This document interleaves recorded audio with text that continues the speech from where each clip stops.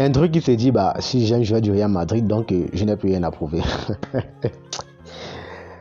Hendrik ces derniers temps, ça ne va pas. Avant sa signature au Real, il était en feu. Mais depuis qu'il a signé, c'est mort. C'est comme si c'était un rêve de signer au Real. Et dès que le rêve est accompli, plus rien à foutre. Sur les 6 derniers matchs, Hendrik c'est 0 but. C'est vrai, on va dire qu'il a aussi remporté la Super Coupe du Brésil avec Palmeiras, mais c'est insuffisant. Quand on est un joueur du Real, on agit comme un grand, car il n'y a que les grands qui jouent au Real. Il n'y a que les grands qui sont appelés par le Real. Tu as été recruté pour tes buts, alors fais ton boulot et marque des buts, car tu es amené à être un élément central du projet madrilène. Certains vont me dire, là, j'ai 16 ans, mais on s'en fiche qu'il ait 16 ans. Vinicius Junior à ses débuts avec le Real Madrid avait une pression énorme, tellement énorme que s'il n'a pas quitté le Real jusqu'à présent, il le fera sûrement à 120 ans.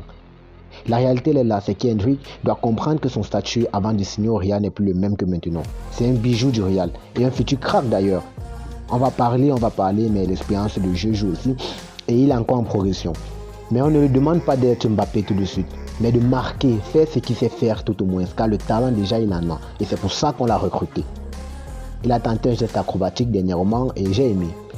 Avec un peu de chance, le ballon aurait pu entrer, mais il doit savoir Hendrik qu'en tant que joueur du Real, il doit faire mieux et que le Real le suit de près match par match. C'est l'élément principal de leur projet futur. Pendant ce temps au Real Madrid, Carlo Ancelotti qui va sûrement quitter le club en fin de saison pour rejoindre la sélection brésilienne. Une chose qu'il demande d'ailleurs, mais on le sait tous, si la presse a relayé cela, alors il y a quand même un peu de vrai dedans.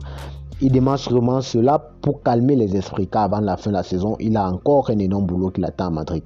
Le club essaie de mauvais résultats, Barça qui arrive en Coupe du Roi et une finale de Coupe du Monde des clubs à aller remporter face à Al Hilal.